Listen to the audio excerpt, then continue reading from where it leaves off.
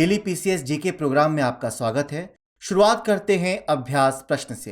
रूस यूक्रेन युद्ध की वजह से हाल ही में चर्चा में रहा स्नेक आइलैंड कहां अवस्थित है? ए. कैस्पियन सागर, बी. लाल सागर, सी. मृत सागर, डी. काला सागर। सही विकल्प है डी. काला सागर। दरअसल हाल ही में यूक्रेन ने कहा है कि काला सागर में स्थित स्नेक आइलैंड पर हवाई हमलों में रूसी सेना को महत्वपूर्ण नुकसान हुआ है। अब जानते हैं स्नेक आइलैंड के बारे में। ये यूक्रेन के काला सागर क्षेत्र में डैन्यूब डेल्टा के समीप स्थित एक द्वीप है। ये यूक्रेनी जल क्षेत्र के परिसीमन में महत्वपूर्ण भूमिका निभाता है, अतः विकल्प डी सही उत्तर है। अब शुरुआत करते हैं आज के सेशन की। आज के सेशन का पहला प्रश्न है, निम्नलिखित में से किस विद्रोह का संबंध बिरसा मुंडा से है? विकल्प ए 1922 का रंपा विद्रोह, बी 1921 का मौपला विद्रोह, सी 1859 से 60 का नील विद्रोह, डी 1899 से 1900 का उल गुलान विद्रोह। इसका सही उत्तर है 1899 से 1900 का उल गुलान विद्रोह। बिरसा मुंडा के नेतृत्व में 19वीं सदी के आखिरी दशक में किया गया मुंडा विद्रोह महत्वपूर्ण जनजातीय आंदोलनों में से एक है। अब जानते हैं मुंडा विद्रोह के बारे में। ये छोटा नागपुर पठार के क्षेत्र में सर्वाधिक चर्चित विद्रोह था। इसे उल गुलान विद्रोह यानी महान हलचल के नाम से भी जाना जाता है, अतः विकल्प डी सही उत्तर है। इस विद्रोह की शुरुआत मुंडा जनजाति की पारंपरिक व्यवस्था खूंट कटी की जमींदारी व्यवस्था में परिवर्तन के कारण हुई। इस आंदोलन के परिणाम स्वरूप 1908 में छोटा नागपुर काश्तकारी अधिनियम पारित किया गया। इस कानून ने आदिवासी लोगों से गैर आदिवासियों में भूमि के हस्तांतरण को प्रतिबंधित कर दिया था। अब देखते हैं प्रश्न 2। निम्नलिखित में से किस मंत्रालय का संबंध महात्मा गांधी राष्ट्रीय ग्रामीण रोजगार गारंटी योजना यानी मनरेगा से है? विकल्प ए गृह मंत्रालय, बी कौशल विकास और उद्यमिता मंत्रालय, सी ग्रामीण विकास मंत्रालय, डी श्रम और रोजगार मंत्रालय। विकल्प सी सही उत्तर है। दरअसल मनरेगा राष्ट्रीय मोबाइल निगरानी सॉफ्टवेयर एनएमएमएस प्रणाली को लेकर चर्चा में है। एनएमएमएस ऐप मनरेगा कार्यस्थलों पर श्रमिकों की रियल टाइम उपस्थिति को जियो टैग्ड तस्वीरों के साथ लेने की अनुमति देती है। आइए अब जानते हैं मनरेगा के बारे में। देश में रोजगार सृजन और सामाजिक सुरक्षा बढ़ाने के लिए राष्ट्रीय ग्रामीण रोजगार गारंटी अधिनियम 2005 में पारित किया गया था। मनरेगा कार्यक्रम के तहत प्रत्येक परिवार के अकुशल श्रम करने के इच्छुक वयस्क सदस्यों के लिए 100 दिन का गारंटी युक्त रोजगार, दैनिक बेरोजगारी भत्ता और परिवहन भत्ता का प्रावधान किया गया है। ये ग्रामीण विकास मंत्रालय के द्वारा क्रियान्वित किया जा रहा है, अतः विकल्प सी सही उत्तर है। अब देखते हैं प्रश्न 3। निम्नलिखित में से कौन सा कथन सेंकाकू द्वीप के संदर्भ में सही है? ए यह दक्षिणी चीन सागर के आसपास रूस द्वारा निर्मित एक कृत्रिम द्वीप है, बी ये चीन और जापान के मध्य पूर्वी चीन सागर में स्थित विवादित द्वीप है, सी ये हिंद महासागर में स्थित एक स्थायी अमेरिकी सैन्य अड्डा है, डी ये भारत और बांग्लादेश के मध्य विवादित द्वीप समूह है। विकल्प बी सही उत्तर है। आइए जान लेते हैं सेनकाकू द्वीप के बारे में। सेनकाकू द्वीप विवाद चीन और जापान के बीच निर्जन द्वीपों के एक समूह पर क्षेत्रीय विवाद से संबंधित है। सेनकाकू द्वीप पूर्वी चीन सागर में स्थित है। इसे चीन में डियाओयू द्वीप और ताइवान में टियाओयू ताई द्वीप समूह के रूप में जाना जाता है। द्वीप श्रृंखला 1972 से जापान द्वारा प्रशासित है, परंतु जापान और चीन दोनों ही इन द्वीपों के स्वामित्व का दावा करते हैं, अतः विकल्प बी सही उत्तर है। अब देखते हैं प्रश्न 4। निम्नलिखित में से कौन भारतीय राष्ट्रीय कांग्रेस की प्रथम भारतीय महिला अध्यक्ष थीं? ए एनी बेसेंट, बी सुचिता कृपलानी, सी सरोजनी नायडू, डी कमला देवी चट्टोपाध्याय। विकल्प सी सही उत्तर है। दरअसल भारत कोकिला नाम से मशहूर सरोजनी नायडू भारतीय राष्ट्रीय कांग्रेस की प्रथम भारतीय महिला अध्यक्ष थीं, अतः विकल्प सी सही उत्तर है। सरोजनी नायडू 1925 में भारतीय राष्ट्रीय कांग्रेस पार्टी के अध्यक्ष के रूप में चुनी गईं। वे अहिंसा के गांधीवादी दर्शन में विश्वास करती थीं। वे स्वतंत्र भारत की पहली महिला राज्यपाल थीं। 1947 में भारत को स्वतंत्रता मिलने के बाद उन्हें उत्तर प्रदेश का राज्यपाल नियुक्त किया गया था। अब देखते हैं प्रश्न 5। नेशनल डिजिटल हेल्थ मिशन के बारे में सत्य कथन का चुनाव कीजिए। ए, इसके अंतर्गत प्रत्येक भारतीय नागरिक को एक यूनिक स्वास्थ्य पहचान पत्र दिया जाएगा। बी, ये राष्ट्रीय स्वास्थ्य नीति 2017 के उद्देश्यों के व्यवहारिक रूप से लागू करेगा।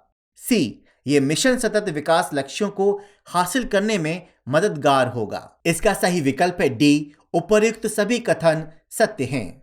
आइए अब जानते हैं नेशनल डिजिटल हेल्थ मिशन के बारे में। यह मिशन एक डिजिटल स्वास्थ्य पारितंत्र है। इसके अंतर्गत प्रत्येक भारतीय नागरिक को एक यूनिक स्वास्थ्य पहचान पत्र दिया जाएगा। इस स्वास्थ्य पत्र में व्यक्ति के सभी नैदानिक परीक्षण और निर्धारित दवाओं का स्वास्थ्य रिकॉर्ड सम्मिलित होगा। इस स्कीम के अन्य प्रमुख घटक हैं स्वास्थ्य पहचान पत्र, डिजीज डॉक्टर, हेल्थ रजिस्ट्री, ई फार्मेसी और टेलीमेडिसिन। ये राष्ट्रीय स्वास्थ्य नीति 2017 और राष्ट्रीय डिजिटल स्वास्थ्य कार्य योजना यानी NDHB के उद्देश्यों को व्यवहारिक रूप से लागू करेगा। राष्ट्रीय डिजिटल स्वास्थ्य मिशन सतत विकास लक्ष्यों को हासिल करने में भी मदद करेगा। अतः विकल्प डी सही उत्तर है। अब देखते हैं प्रश्न 6। केंद्रीय प्रत्यक्ष कर बोर्ड यानी CBDT निकाय है। ए, संवैधानिक निकाय, बी, नियामक निकाय, सी, गैर सरकारी निकाय या डी, उपयुक्त में से कोई नहीं। सही विकल्प है ए, संवैधानिक निकाय। दरअसल केंद्र सरकार ने नितिन गुप्ता को सर्वोच्च प्रत्यक्ष कर नीति बनाने वाली संस्था केंद्रीय प्रत्यक्ष कर बोर्ड यानी CBDT का नया अध्यक्ष नियुक्त किया है।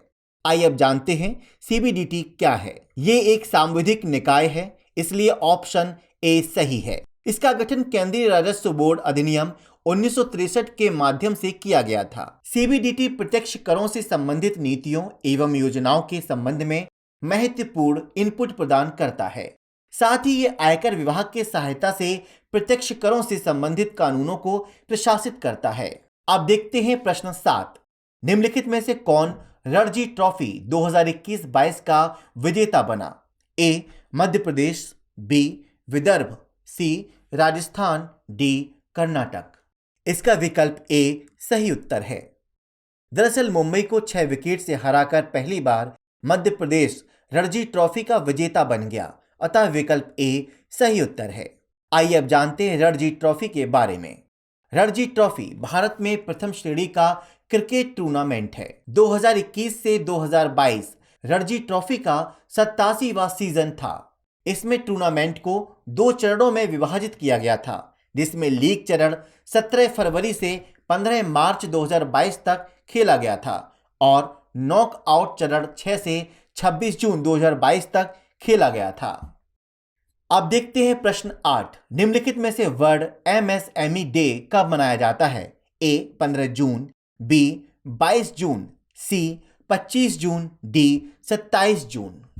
दरअसल 27 जून को दुनिया भर में वर्ल्ड सूक्ष्म, लघु और उद्यम मध्यम दिवस MSME डे मनाया जाता है। अतः विकल्प डी सही उत्तर है। 2017 में संयुक्त राष्ट्र महासभा की 74वीं बैठक में इस दिन को MSME डे के रूप में घोषित किया गया था। यह दिन इसलिए मनाया जाता है क्योंकि MSME सतत विकास लक्ष्यों को स्थापित करने में अहम भूमिका निभाता है।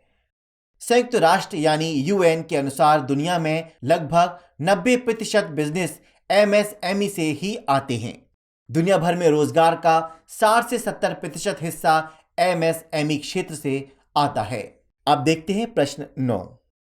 एंकोवैक्स किससे संबंधित है? ए, जानवरों के कोविड-19 वैक्सीन से, बी, बच्चों के लिए कोविड-19 वैक्सीन से, सी, पोलियो वायरस के लिए वैक्सीन, डी, कैंसर के लिए वैक्सीन। विकल्प ए सही उत्तर है, जानवरों के लिए कोविड-19 वैक्सीन। एंकोवैक्स जानवरों के लिए भारत की पहली कोविड-19 वैक्सीन है। इसे कुत्तों, शेरों, तेंदुओं, चूहों और खरगोशों जैसे जानवरों के लिए एक कोविड-19 वैक्सीन के रूप में उपयोग की अनुमति दी गई है। वैक्सीन में एक निष्क्रिय SARS-CoV-2 डेल्टा एंटीजन होता है जिसमें अल हाइड्रोजेल एक सहायक के रूप में होता है। ये डेल्टा और ओमाइक्रॉन दोनों प्रकारों को बेअसर करने में सक्षम होती है। भारत में एंकोवैक्स एकमात्र ऐसा टीका है जो जानवरों में कोविड-19 वायरस को बेअसर करने में सक्षम है। इसे ICAR NRCE द्वारा विकसित किया गया है, अतः विकल्प ए सही उत्तर है। अब देखते हैं अंतिम प्रश्न। अब देखते हैं प्रश्न 10। दल बदल कानून किस संवैधानिक संशोधन से संबंधित है? A 52वां, B 53वां, C 54वां, D 55वां। विकल्प ए सही उत्तर है, 52वां संविधान संशोधन। दरअसल भारतीय संविधान की 10वीं अनुसूची दल बदल विरोधी कानून से संबंधित है। इसे 52वें संविधान संशोधन अधिनियम 1985 के माध्यम से संविधान में शामिल किया गया था, इसलिए विकल्प ए सही उत्तर है। ये एक्ट किसी अन्य राजनीतिक दल में दल बदल के आधार पर निर्वाचित सदस्यों की अयोग्यता के लिए प्रावधान निर्धारित करता है। 51वें संविधान संशोधन अधिनियम 2003 के अनुसार दल बदल विरोधी कानून में एक राजनीतिक दल को किसी अन्य राजनीतिक दल में या उसके साथ विलय करने की अनुमति दी गई है, बशर्ते कि उसके कम से कम 2/3 सदस्य विलय के पक्ष में हों। वायनाड वन्यजीव अभयारण्य किस राज्य में स्थित है? A Kerala, B Tamil Nadu, C Karnataka, D Andhra Pradesh. इस प्रश्न का उत्तर कमेंट सेशन में जरूर लिखें और कल नए प्रश्न के साथ फिर मुलाकात होगी। तब तक के लिए नमस्कार।